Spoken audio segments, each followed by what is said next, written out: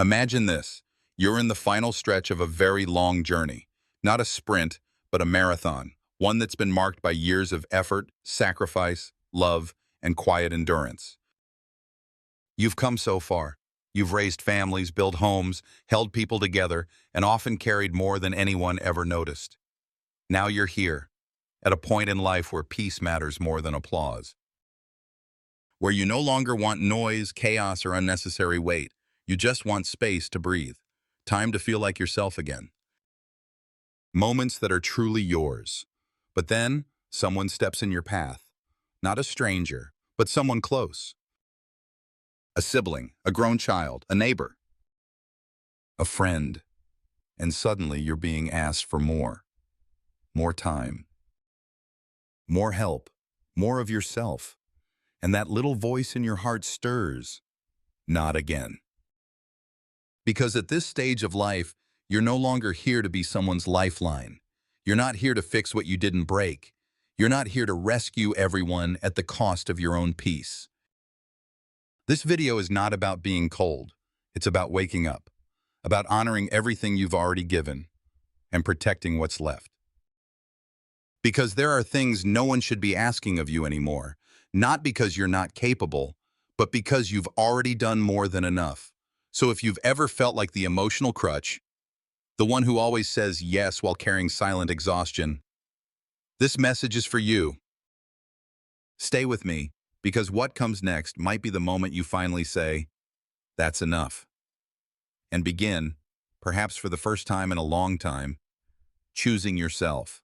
Let's talk about something that's hard to admit, yet painfully familiar. There comes a point in life when you realize that not all requests come from love. Some come from habit. Some come from entitlement. And some come from people who've mistaken your kindness for endless availability. They ask for favors wrapped in sweet words. They lean on you during their chaos. They call it love. But what it really is imbalance. Have you ever felt that? Like you're no longer a person, but a resource. As if your time is just there for the taking. Your energy, a bottomless well they draw from again and again. It starts small. A favor here. A phone call there. A quick errand. An emotional emergency. And before you know it, you're knee-deep in problems that have nothing to do with you. You didn't ask for this role. You didn't sign up to be everyone's safety net. But you play it anyway, because you care, because you're loyal. Because saying no feels too much like failure. But the cost is real. You begin to notice how your own needs get pushed to the back of the line. How your rest becomes something you earn, not something you deserve. How the silence of your own dreams grows louder each day. And when you finally pause to ask, why am I doing all this? You realize there's no good answer.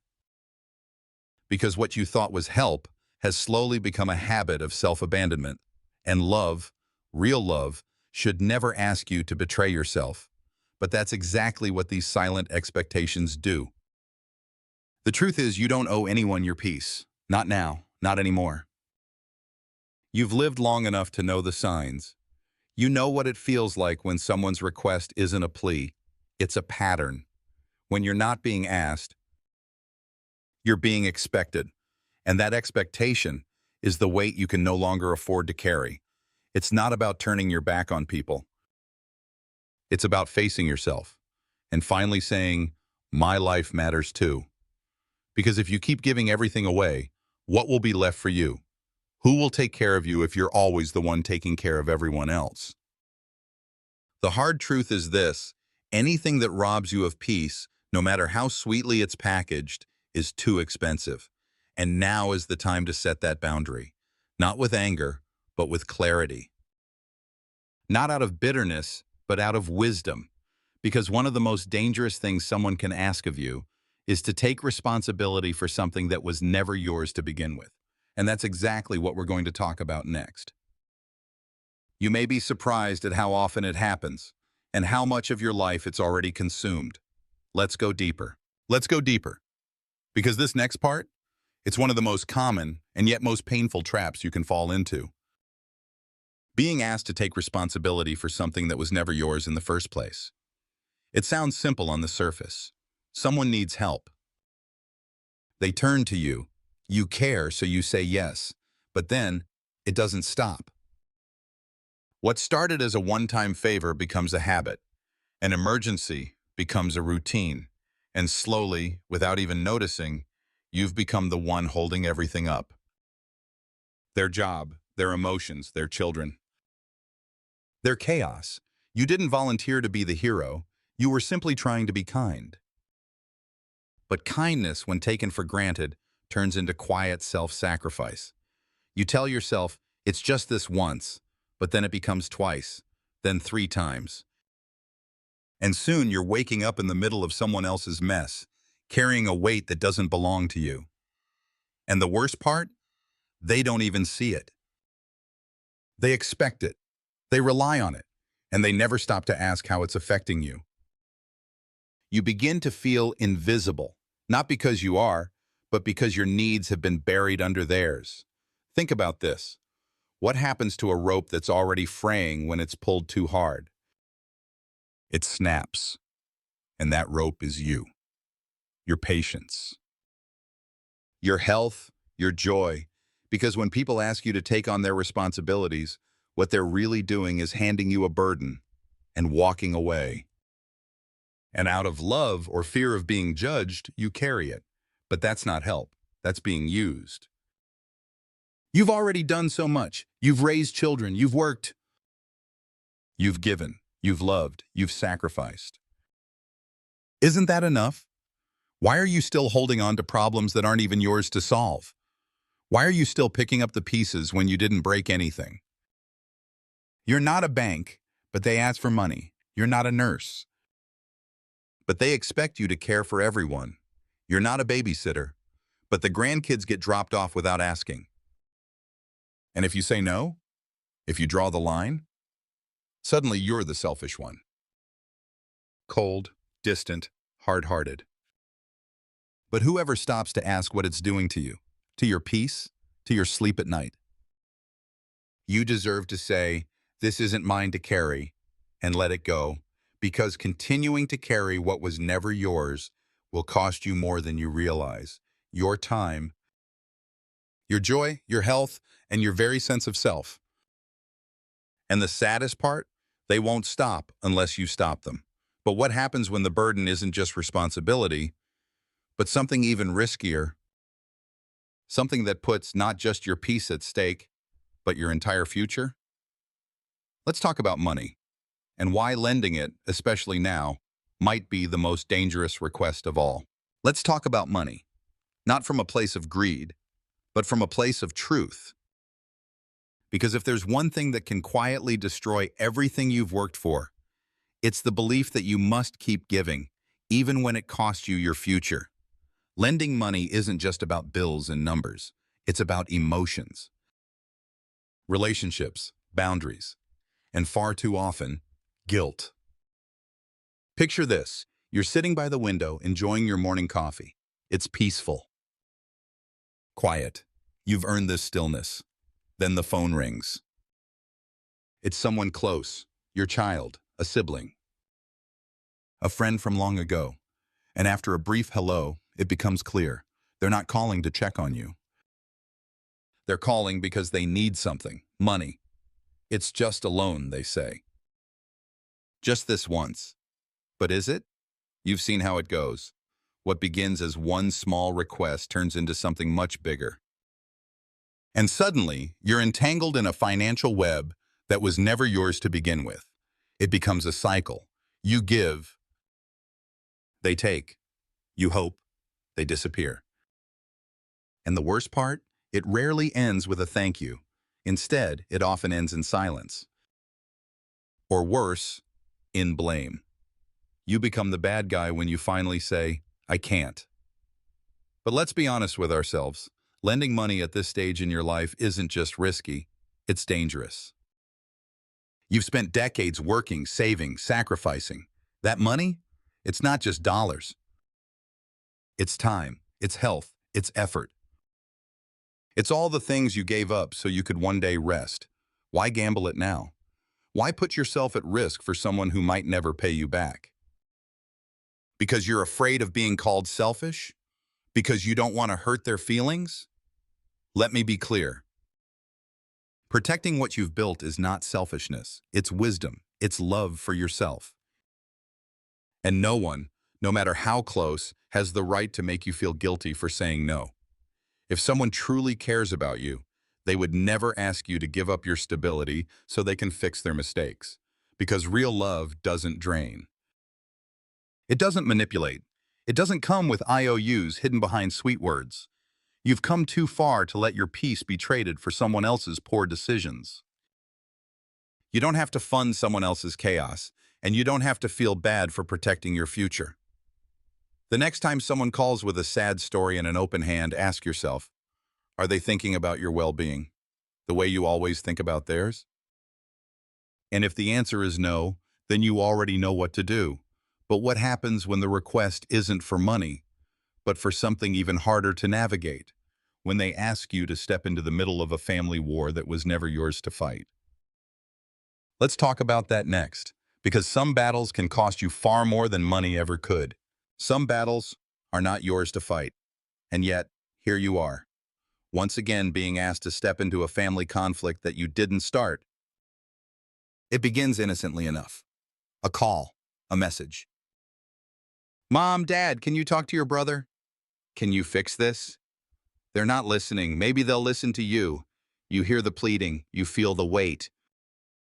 And before you know it, you're standing in the middle of a war zone, unarmed, confused, and torn, trying to mediate, trying to heal, trying to hold the family together, even as it breaks you in the process. But here's the truth no one says out loud. You can't fix what you didn't break. You can't be the glue that holds together what was never truly whole. And when you try, it backfires. Suddenly, you're not seen as the peacemaker. You're seen as someone taking sides, as someone interfering. And the more you try to calm the storm, the more the waves crash back at you.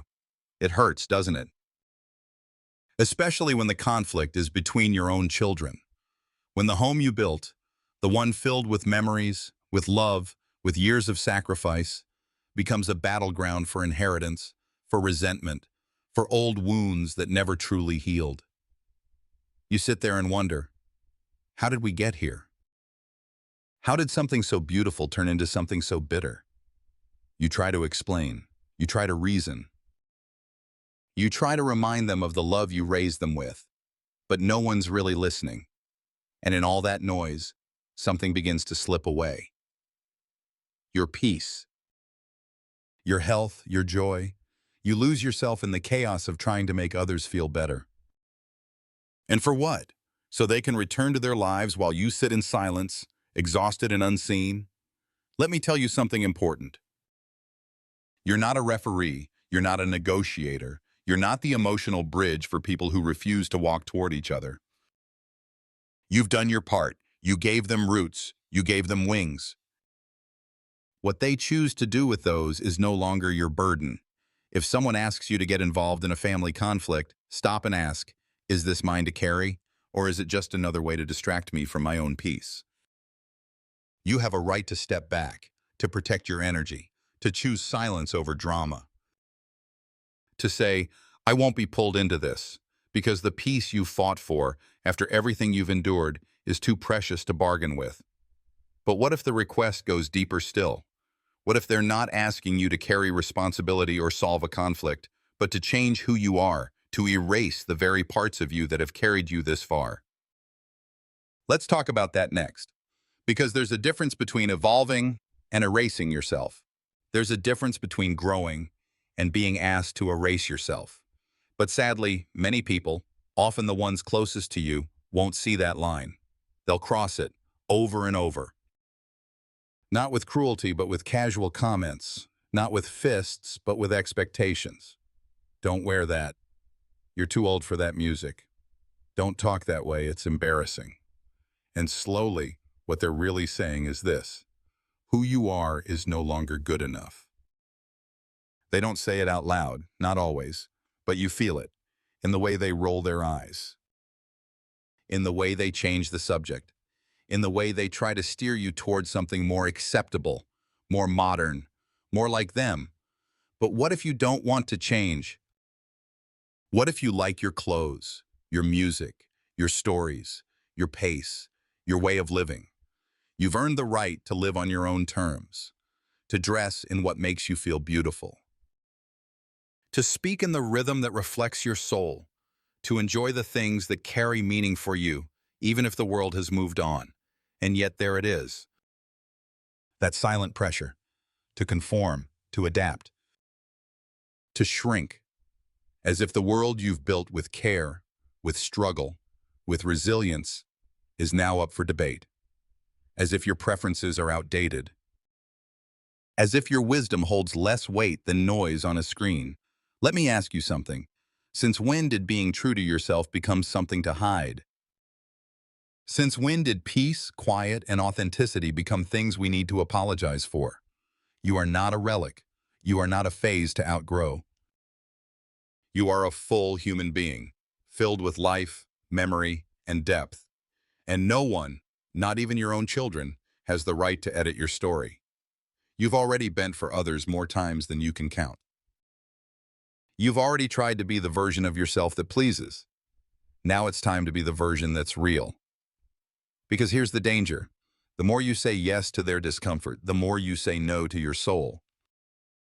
And there comes a point where, if you bend too far, you break. Not all at once, but quietly, piece by piece.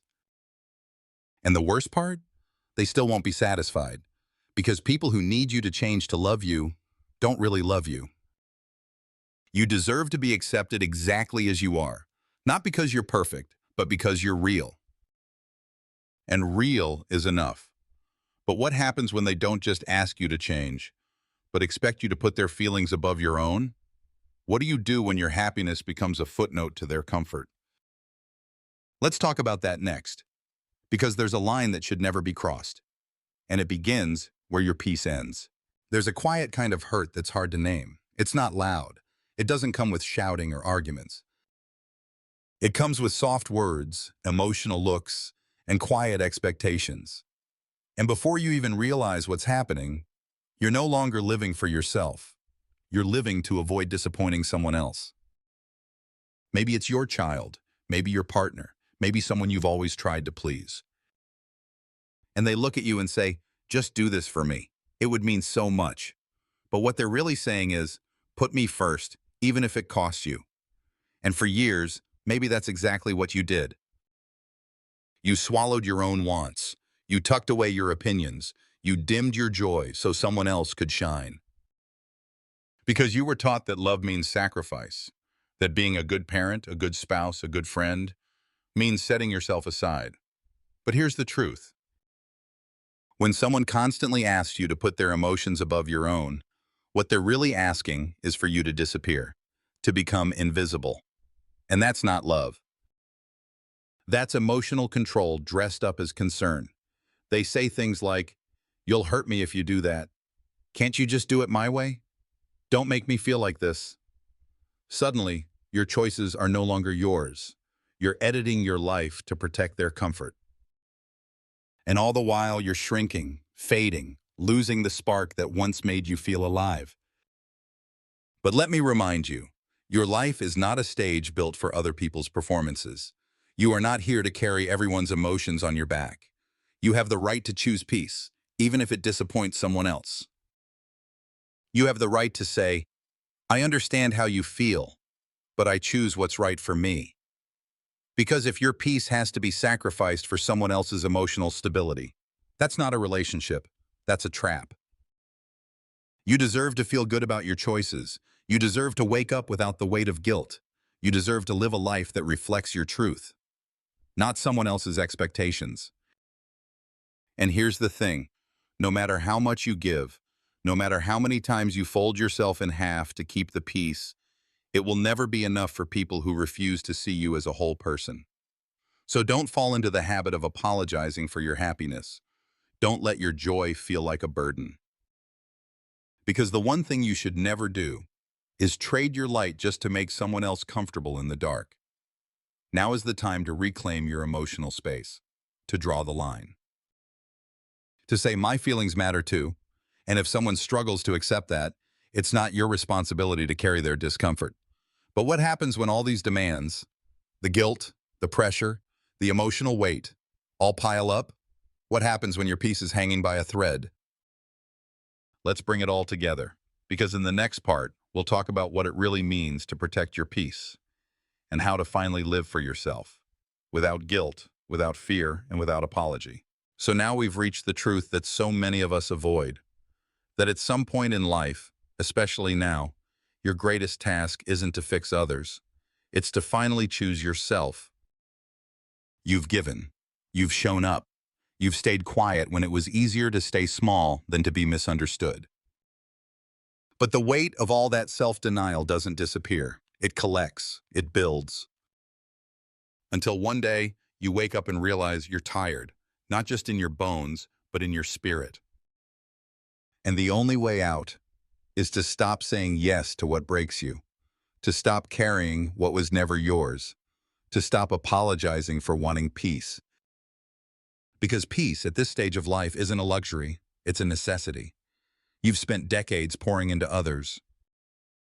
Now it's time to pour into yourself, to protect your mornings, to protect your boundaries, to protect the quiet spaces that no one else sees but you. You don't need permission to say no. You don't need approval to draw a line. You don't need to justify your choices to people who only show up when they need something. What you need is to live. Truly live. Not survive, not endure, not wait for the day when it's finally okay to rest. Because here's the truth. You don't owe anyone your suffering. You don't owe them your silence. You don't owe them your future. And if that makes someone uncomfortable, let it. Discomfort is a teacher, but so is peace. The life ahead of you, it belongs to you. And it deserves to be lived in a way that feels light, true, and real. You don't need to keep proving your worth. You don't need to be the fixer, the giver, the quiet one. You just need to be free. Free to wake up without dread. Free to enjoy a cup of coffee without interruption. Free to say no without guilt. Free to love yourself without hesitation. So the next time someone comes with a request that weighs heavy, stop and ask yourself, will this cost me my peace? And if the answer is yes, you already know what to do, because this is your time now. And you're allowed to live it fully, boldly, and without apology. You don't owe anyone your peace, but you do owe it to yourself.